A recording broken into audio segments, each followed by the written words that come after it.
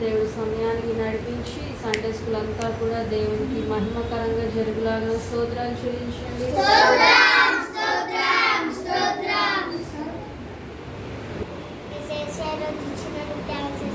అలాగే అక్క పాటలు వచ్చి పాటలు పాడాలి సార్ ప్లీజ్. అలాగే డాన్సులు మంచిగా వేయాలి సార్ ప్లీజ్. అక్క చెప్పే స్టోరీలో మంచిగా వినాలి సార్. చిన్న పాట రెసిపీస్ మాట్లాడతాను అక్కడైతే కంఠశాఖ మంచి నేర్చాలంటే అక్కడైతే పాటలు అన్నీ నేర్చుకుంటే అక్క స్టోరీ చెప్పి మంచిగా ఉంటుంది. ఎవరైతే రాలేదు అలాంటి రప్పించండి చేసిన ముందు అడిగిస్తున్నాం కదా.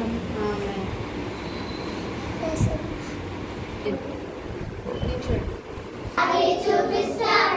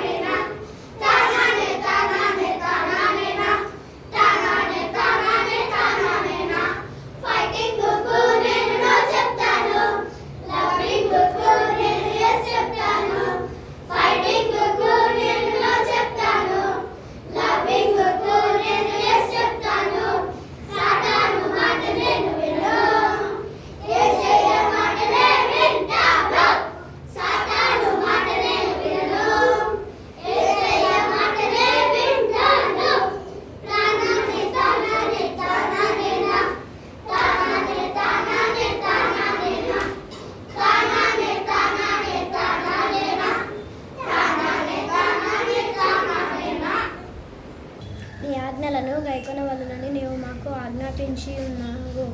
నీ ఆజ్ఞలను గైకొనలేనప్పుడు నాకు అవమానము నేరదు. కీర్తనలు 119:4-5.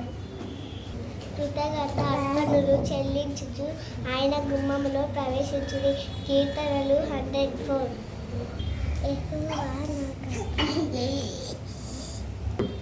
కృతజ్ఞతలు అర్పణలు చెల్లించుచు ఆయన గుమ్మంలో ప్రవేశించుడి. కీర్తనలు 104. కీర్తనల గ్రంథము 119:18-19 నేను నీ ధర్మశాస్త్రము నందు ఆశ్చర్య సంగతులను చెయ్యునట్లు నా కన్నులు తెరుగుము. నీ భూమి మీద నేను పరిశీలించుకొని ఉన్నాను. నీ ఆజ్ఞలను నేను మరుగు చేయకుము. నేను భూమి మీద పరదేశినై ఉన్నాను. నీ ఆజ్ఞలను నాకు మరుగు చేయకుము. నీ న్యాయ విధుల మీద నాకు ఏడతగ్గని ఆశ కలిగి ఉన్నది. దాని చేత నా ప్రాణము క్షీణించుచున్నది. కీర్తనలు 119:19-20. Blessed are those who walk in blameless, who walk in the law of the Lord.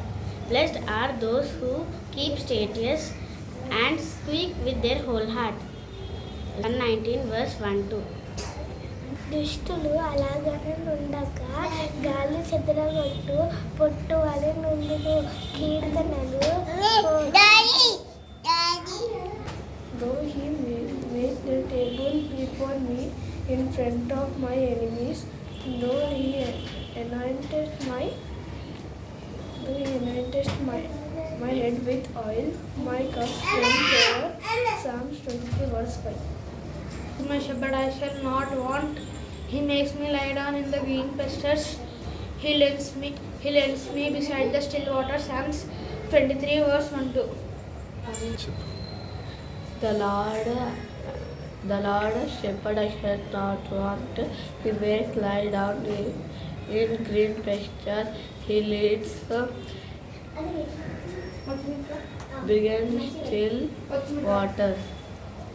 beside still waters. Psalms 23:1-2. Okay, last week ఎవరు వెరీ గుడ్. సుందరి ఇంకా పరిసర గురించి నేర్చుకున్నాము. ఈరోజు ఇంకొక స్టోరీ నేర్చుకున్నాం. అయితే రాజు అనేటువంటి వ్యక్తి ఉండేవాడు.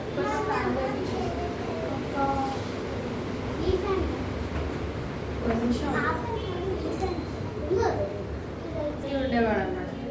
అతను అడవిలో పని చేసుకుంటూ ఉండేవాడు. అడవిలో ఏం పని చేసేవాడు అని అంటే చెట్లు కొడుతూ ఉండేవాడు. అయితే ఆ చెట్లన్నీ కొట్టి అతను మార్కెట్కి తీసుకెళ్ళి ఆ చెట్లు ఉన్నటువంటి వాటన్నిటిని కూడా నీట్గా కట్ చేసి ఆ కార్పెంటర్ అతనికి అమ్మేవాడు అనమాట. అయితే కొన్ని రోజులు అట్లనే అమ్ముతూ ఉండేవాడు. బాగానే ఉండింది. కాకపోతే కొన్ని రోజులు ఏమైంది అని అంటే అతనికి మంచిగా వ్యాపారం అవ్వలేదు. అతను కొట్టినటువంటి చెక్కలు ఎవ్వరు కూడా తీసుకోవట్లేదు. ఇంకా అతనికి ఏమి కూడా లాభం రావట్లేదు అనమాట. అతను చాలా నిరాశపడుతూ ఉండేవాడు. అయ్యో ఏంటి, నాకు అస్సలు నా వర్క్ అవ్వట్లేదు, నన్ను కొడుతున్నటువంటి కర్రలన్నీ కూడా వృధా అయిపోతున్నాయి అని చెప్పి చాలా నిరాశతో బాధతో ఉండేవాడు అనమాట. అయితే వాళ్ళ ఏరియాలో ఇట్లనే ప్రేయర్ చేసుకుంటూ ఉంటే అతని దగ్గరికి వెళ్ళి ప్రేయర్ చేయించుకుంటే అతను అన్నాడు, నువ్వు ప్రేయర్ చేసుకో మంచిగా అని చెప్తే ఆ రాజు అనేటువంటి వ్యక్తి ఏం చేశాడు అంటే చక్కగా ప్రేయర్ చేసుకున్నాడు. ఏసయ్య నా వ్యాపారాన్ని దీవించు, నా మార్కెట్లో చక్కగా నా చెక్కలన్నీ కూడా సేల్ అవ్వాలి అని చెప్పేసి అతను ప్రేయర్ చేసుకున్నాడు అన్నమాట. ప్రేయర్ చేసుకున్న తర్వాత అతనికి వ్యాపారం అంతా కూడా చాలా మంచిగా జరిగింది. అతని దగ్గరకు వచ్చి జనాలందరూ కూడా తీసుకెళ్ళేవాళ్ళు అనమాట. అట్లా అతని బిజినెస్ ఏమైంది అని అంటే అభివృద్ధి అయింది. ఓకేనా? అయితే బైబిల్లో ఫిషర్ మ్యాన్ ఎంతమందికి తెలుసు? ఫిషర్ మ్యాన్ ఎంతమందికి తెలుసు? ఫిషర్ మ్యాన్ అంటే ఎవరు? చేపలు పట్టే వాళ్ళని ఫిషర్ మ్యాన్ అంటారు కదా, జాలర్లు అంటారు, ఫిషర్ మ్యాన్ అంటారు కదా. అయితే బైబిల్లో కూడా చేపలు పట్టే వాళ్ళు ఉన్నారా? జాలర్లు ఉన్నారా? ఎవరు వాళ్ళు? చెప్పండి. Very good.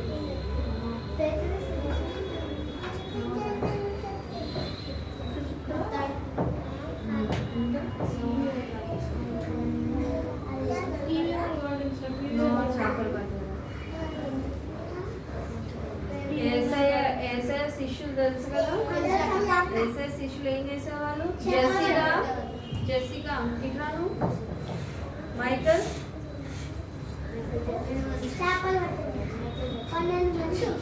ఎంతమంది శిష్యులు ఉండేవాళ్ళు? ఏసై 12 మంది శిష్యులు ఉండేవాళ్ళు కదా. వాళ్ళందరూ ఎవరు? జాలర్లు కదా, చేపలు పట్టేవాళ్ళు.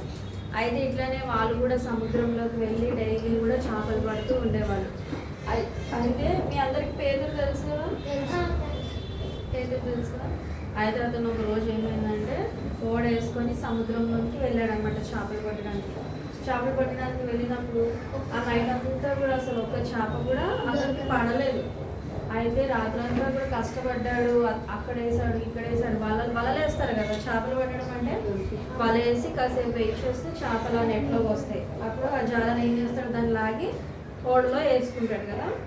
అయితే ఈ పేదలు కూడా నైట్ అంతా కూడా కష్టపడ్డాడు, ఒక్క చేప కూడా రాలేదు అతనికి.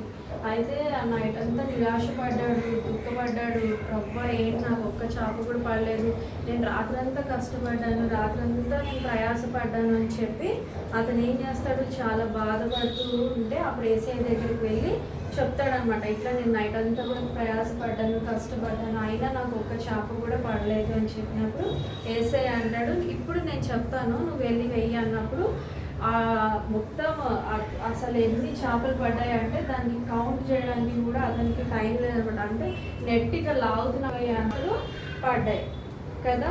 ఫస్ట్ ఆ నైట్ అంతా కూడా అతనికి చేపలు పడ్డాయా? పడలేదు. కానీ ఎప్పుడైతే ఏసే చెప్పాడో విస్తారమైనటువంటి చేపలు అతనికి పడ్డాయి కదా. ఆ రాజు కూడా అంతే. ఫస్ట్లో అతను అడవిలోకి వెళ్ళి కష్టపడి ఆ పని అంతా చేస్తున్నాడు, కానీ అతని పని ఏమవ్వలేదు, మార్కెట్లో సేల్ అవ్వలేదు కదా. అతను చాలా ప్రయాసపడుతున్నాడు, చాలా కష్టపడుతున్నాడు, ఇంటిని పోషించుకోవడానికి అన్ని విషయాల్లో కూడా అతను కష్టపడుతున్నాడు, కానీ అతనికి ఏం రావట్లేదు, డబ్బు రావట్లేదు. ఇంట్లో పోషించుకోవాలి కాబట్టి అతని దగ్గర ధనం అనేది లేదు. కానీ ఎప్పుడైతే అతను ఏసైని ప్రేయర్ చేసుకున్నాడో అతని బిజినెస్ కావచ్చు, లేకపోతే అతను కొడుతున్నటువంటి చెక్కలన్నీ కూడా సేల్ అవ్వాలని చెప్పి ప్రేయర్ చేసుకుంటున్నప్పుడు ఆ మార్కెట్లో అతనికి మంచిగా సేల్ నడిచింది కదా. నడిచిన తర్వాత అతని కుటుంబం అంతా కూడా సమృద్ధిగా ఆహారం చేత కావచ్చు, వాళ్ళ నీడ్స్ అన్నీ కూడా వాళ్ళ ఏసయ్య వాళ్ళకి ప్రొవైడ్ చేశాడు. ఇక్కడ కూడా ఆ నైట్ అంతా కూడా పేతురు చాలా కష్టపడ్డాడు, చాలా నిరాశపడ్డాడు, ఒక్క చేప కూడా రావట్లేదు అని చెప్పి. కానీ ఎప్పుడైతే యేసయ్యను ఆశ్రయించాడో విస్తారమైన చేపలను పేతురు పట్టుకోవడానికి యేసయ్య కృప చూపించాడు కదా. మనం కూడా చదువుతున్నప్పుడు మనకి రావట్లేదు అనుకో, అర్థం కావట్లేదు అనుకో, ఎవరిని సహాయం అడగాలి? మనము యేసయ్య సహాయము అడగాలి. ఒకవేళ మ్యాథ్స్లో మనకు కష్టంగా ఉండొచ్చు, చదవడం కష్టంగా ఉండొచ్చు, కొన్నిసార్లు గుర్తుపెట్టుకోవడం కష్టంగా ఉండొచ్చు కదా. మనం చదివినంతా కూడా మనం గుర్తు పెట్టుకుంటారు కొంతమంది గుర్తు పెట్టుకోలేరు కదా. మీకు చదివినంతా గుర్తుంటుందా ఫస్ట్ నుంచి కదా? కొన్ని మర్చిపోతూ ఉండేది కదా. కొన్నిసార్లు ఎగ్జామ్స్లో అన్ని ఇచ్చిన క్వశ్చన్స్ అన్నిటికీ ఆన్సర్స్ తెలిస్తే మనం ఆన్సర్స్ రాస్తాం, కానీ కొన్ని వాటికి ఏం చేస్తాం, రాయం కదా, అటెండ్ చేయలేము కదా. కొన్నిసార్లు మ్యాథ్స్ అన్నీ కూడా ప్రాబ్లమ్స్ అన్నీ కూడా మంచిగా సాల్వ్ చేస్తాం, కానీ కొన్ని సమస్య ఏం చేస్తాం, మనం సాల్వ్ చేయలేం కదా. అప్పుడు ఏమవుతుంది, అందులో మార్క్స్ రావు, మార్క్స్ తగ్గిపోతూ ఉంటాయి కదా. మనం ఎప్పుడైతే మనం చేస్తున్నటువంటి పని కష్టంగా అనిపిస్తుంది అని అనుకుంటామో అప్పుడు యేసయ్యను ఆశ్రయిస్తే, యేసయ్య సహాయం మనం కోరితే మన పనులన్నీ కూడా ఏమవుతాయి, ఈజీ అయిపోతాయి కదా. మీకు ఏసే మంచి జ్ఞానం దయచేస్తాడు. బట్ అన్నిట్లో నుంచి ఏసే ఏం చేస్తాడు? మీకు సహాయం చేస్తాడు. పేదలు ఎలాగైతే నిరాశ పడ్డప్పుడు ఏసే సహాయం చేస్తాడో మనకి కూడా మన చదువుల్లో కావచ్చు, ఆరోగ్యంలో కావచ్చు, అన్ని విషయాల్లో ఏసే ఏం చేస్తాడు? మనకి సహాయం చేస్తాడు కదా. మరి ఏసే సహాయాన్ని కోరుకుంటారో మీరందరూ? ఎస్ఐనో కోరుకోరా? ఏసఐ సహాయం వద్దా మీకు? ఏసఐ హెల్ప్ వద్దా? మీ స్టడీస్లో ఏసఐ హెల్ప్ వద్దా? మీ ఆరోగ్యంలో ఏసఐ హెల్ప్ వద్దా? మీరు మంచిగా బెస్ట్ స్టూడెంట్గా ఉండాలి, లేకపోతే బెస్ట్ చైల్డ్గా నేను ఉండాలి అని మీరు కోరుకుంటున్నారు కదా. మరి కోరుకుంటున్నారు అని అంటే ఏసఐ సహాయం మీరు కోరుకుంటున్నారా లేదా? మరి కోరుకుంటారా ఏసఐ సహాయం అన్ని విషయాల్లో? ఏసైని ఆశ్రయిస్తారా? ఏసైని ఆశ్రయిస్తే ఏమవుతుంది? మంచి జరుగుతుంది. ఇంకా బ్లెస్సింగ్స్ వస్తాయి. ఇంకా ఎప్పుడు మనకి ఏది కావాలి అన్నా ఆయన ఆశ్రయిస్తే మనకి అన్నీ కూడా ఆయన జరిగిస్తాడు, ఇస్తాడు కదా. ఆ విశ్వాసం నీకుందా? నమ్ముతుందా? ఏసే చేస్తాడా? మీకు అందరికీ కూడా నమ్మకం ఉందా? అయితే కళ్ళు మూసుకుంటే ప్రార్థన చేసుకుంటాం.